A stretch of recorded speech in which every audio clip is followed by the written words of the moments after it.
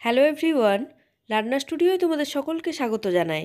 আজকের এই ভিডিওতে আমি ক্লাস 4-এর প্রণবেশ জানার অঙ্ক অনুশীলন বই থেকে প্রশ্নপত্র 15-র অঙ্কগুলো নিয়ে আলোচনা করব। প্রশ্নপত্র 1 থেকে সব অঙ্কগুলো পরপর দেওয়া আছে ভিডিওর আকারে, তো সেগুলো যারা দেখতে চাও এই ভিডিওর ডেসক্রিপশন বক্সে দেওয়া লিঙ্কে ক্লিক করবে, তাহলে প্রথম থেকে সব ভিডিওগুলো পরপর পেয়ে যাবে। চলো তাহলে আজকের অঙ্ক শুরু করি। 1 নম্বরে আছে সঠিক সংখ্যা বসিয়ে ফাঁকা জায়গা পূরণ করো। কয়ের দাগের অঙ্কে দেখো সবই সমতুল্য ভগ্নাংশ দেওয়া আছে। প্রথম যে ভগ্নাংশটা দেওয়া আছে 12 আর 18, এরপরে হরে 9 দেওয়া আছে। তাহলে 9 দিয়ে যদি 18কে ভাগ করো তাহলে 2 হবে, মানে 2 দিয়ে ভাগ করেছে 18কে, তবে আমরা 9 পেয়েছি, তাই 2 দিয়ে 12কেও ভাগ করতে হবে, তাহলে পেয়ে যাব 6 দুগুণে 12, তাই লবে বসবে 6। এরপরের ভগ্নাংশটার লবে দেওয়া আছে 2, 12কে 6 দিয়ে ভাগ করা আছে, তাহলে পেলাম 2, 6 দুগুণে 12, তাই 6 দিয়ে যদি 18কে ভাগ করো তাহলে পাবো 3, তাই এখানে ভগ্নাংশের হরে বসবে 3। এরপরের ভগ্নাংশটার লবে দেওয়া আছে 14। দেখো 12 আর 18 থেকে কোনোভাবে এটা পাওয়া যাবে না, যেহেতু এটা সমতুল্য ভগ্নাংশ, তাই আমরা 2 এর 3 থেকেও করতে পারি। 2 এর সঙ্গে 7 গুণ করে পাই 14, তাই 3 এর সঙ্গে 7 গুণ করে লিখতে হবে 3 7 21। এরপরের ভগ্নাংশটার হরে দেওয়া আছে 180। 18-র সঙ্গে 10 গুণ করলে পাই 180, তাই 12-র সঙ্গে 10 গুণ করে লবে লিখতে হবে 120। ক্ষয়ের দাগে দেখো একটা ভগ্নাংশ দেওয়া আছে 1-এর 5। উপরের লবে 1-এর সঙ্গে 2 গুণ করা আছে, তাই হরের সঙ্গেও 2 গুণ করতে হবে, 5 গুণ 2, তাহলে 2 1-কে 2 হবে আর হরে হবে 5 দুগুণে 10। দেখো 10 দিয়ে এবার 2কে ভাগ করলে আমরা 0.2 পাবো, সেটাই দেওয়া আছে। এবার 0.2 কীভাবে আসছে সেটা যদি বুঝতে না পারো, আমি ভাগটা পাশে করে দেখিয়ে দিয়েছি।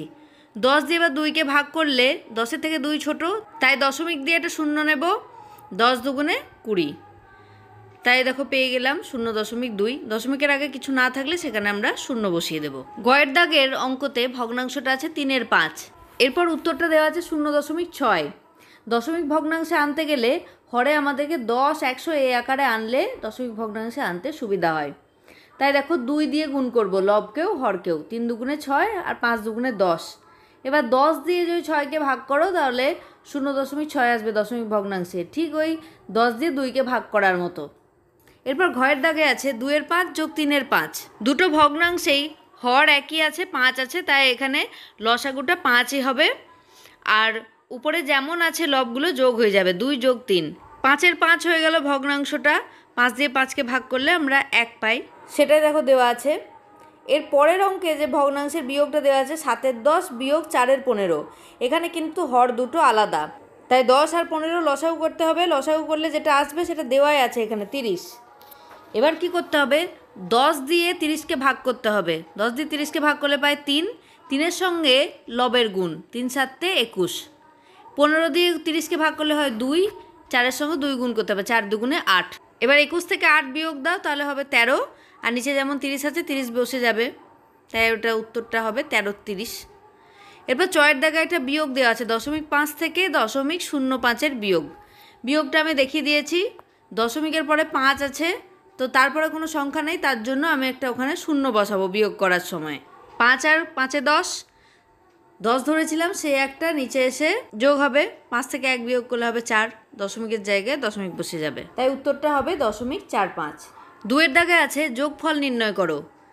2-এর কয়ের দাগে যে ভগ্নাংশগুলো দেওয়া আছে তার প্রত্যেকটার হরে আছে 27, তাই এটার লসাগু আর করার দরকার নেই, লসাগু হবে 27। আর যেমন বললাম যে হরগুলো একই থাকলে লবগুলো উপরে প্লেন যোগ হয়ে যাবে, 3 যোগ 15 যোগ 9। দেখো এই 3টে যোগ করলে হয় 27, তাহলে 27-এর 27 হলো, তাই 27কে 27 দিয়ে ভাগ করলে হবে 1, এটা পূর্ণ ভগ্নাংশ, তাই উত্তরটা হবে 1। এরপরে আছে ভগ্নাংশের যোগ, 1-এর 3 যোগ 2-এর 5 যোগ 3-এর 5। এখানে হরগুলো আলাদা, তাই লসাগু করে নিতে হবে 3 আর 5-এর লসাগু। এটা যেহেতু পরস্পর মৌলিক, তাই 3 আর 5 দেখো 1 ছাড়া অন্য কোনো সংখ্যা দিয়ে যায় না, তাই পরস্পর মৌলিক সংখ্যার ক্ষেত্রে কি করতে হবে, লসাগু গুণ করে করে নিতে হয়। 3 5-এ 15 হবে লসাগু, তাই যেমন নিয়ম যে হর দিয়ে লসাগুটাকে ভাগ করে লব গুণ, যেমন 3 দিয়ে 15কে ভাগ করলে হয় 5, 5 গুণ উপরের লবটাকে গুণ, 5 গুণ 1। 5 দিয়ে 15কে ভাগ করলে হয় 3, তাই 3 গুণ 2 যোগ দিলাম। এবার 5 দিয়ে 15কে ভাগ করলে হয় 3, 3 গুণ 3, দেখো 5 একে 5 যোগ 3 দুগুণে 6 যোগ 3 ত্রিক্ষা 9, সবগুলো যোগ করলে উপরে হলো 20 আর হরে যেমন 15 আছে 15 বসে গেল। এবার ধরো 5 দিয়ে কাটাকুটি হবে, 5 4 20, 5 3 15, 4-এর 3 হলো, লবে বড় আর হরে ছোট, 4-এর 3 হয়েছে, এটা অপ্রকৃত ভগ্নাংশ তাই পূর্ণতে আনতে হবে। 3 দিয়ে 4কে ভাগ করলাম, 3 একে 3, ভাগশেষ হলো 1, তাহলে উত্তরটা হবে 1 পূর্ণ 1-এর 3। এরপর 3-এর দাগে আছে নিচের সামান্য ভগ্নাংশগুলিকে দশমিক ভগ্নাংশে পরিণত করো।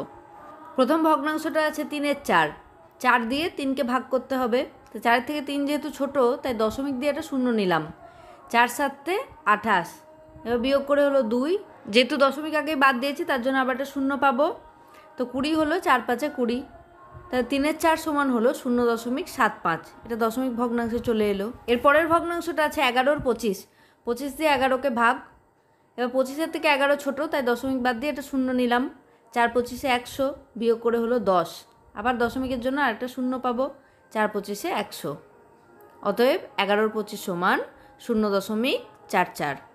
দশমিকের আগে কিছু না থাকলে সেক্ষেত্রে একটা শূন্য বসিয়ে দিতে হবে।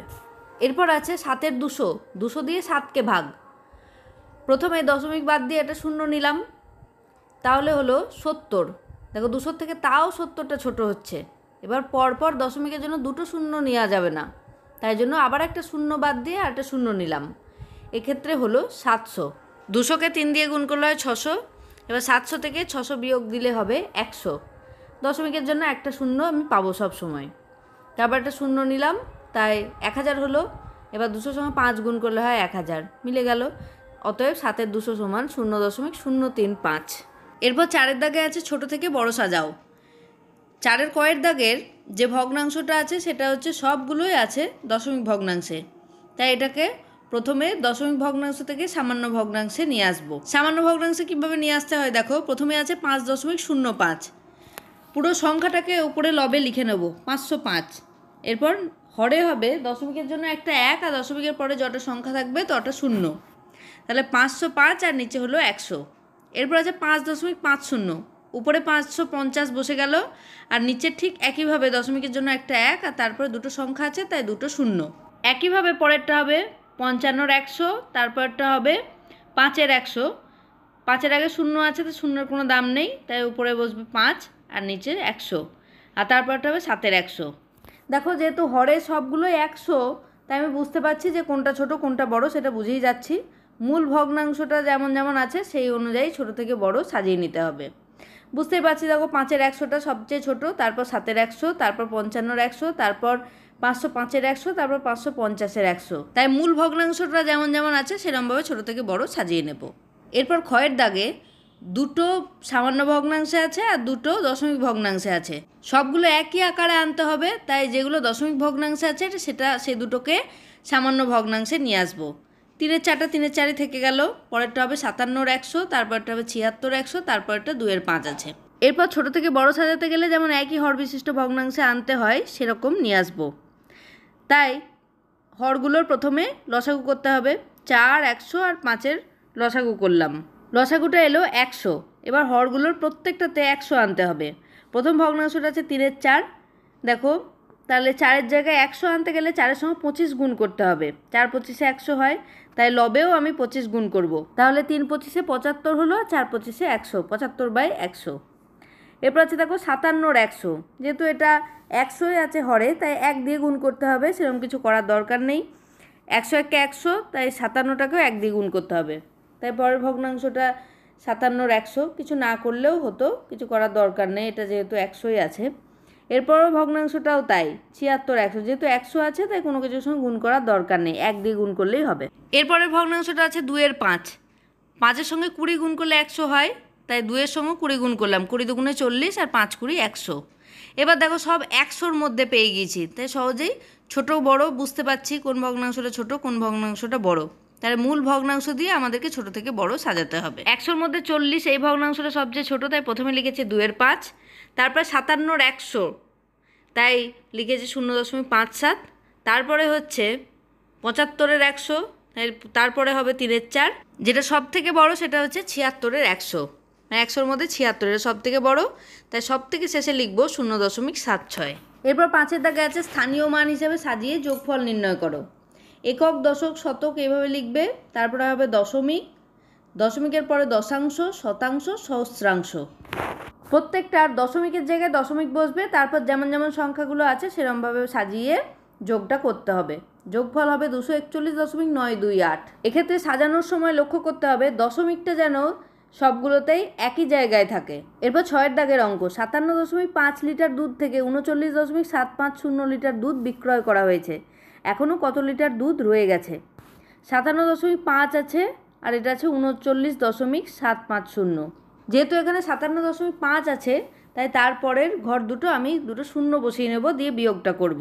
এরপর যেমন হাতে ধরা বিয়োগ হয় সেরকম বিয়োগ করলে বিয়োগফলটা আসবে 17.750। অতএব এখনও 17.75 লিটার দুধ রয়ে গেছে। আজকের ভিডিওটা এখানেই শেষ করছি। ভালো লাগলে তোমরা অবশ্যই একটা লাইক আর শেয়ার করে দেবে। এরকম ভিডিও আরও পেতে হলে চ্যানেলটাকে সাবস্ক্রাইব করে পাশে থাকা বেল আইকনটা প্রেস করতে ভুলবে না। দেখা হবে নেক্সট ভিডিওয়। বাই।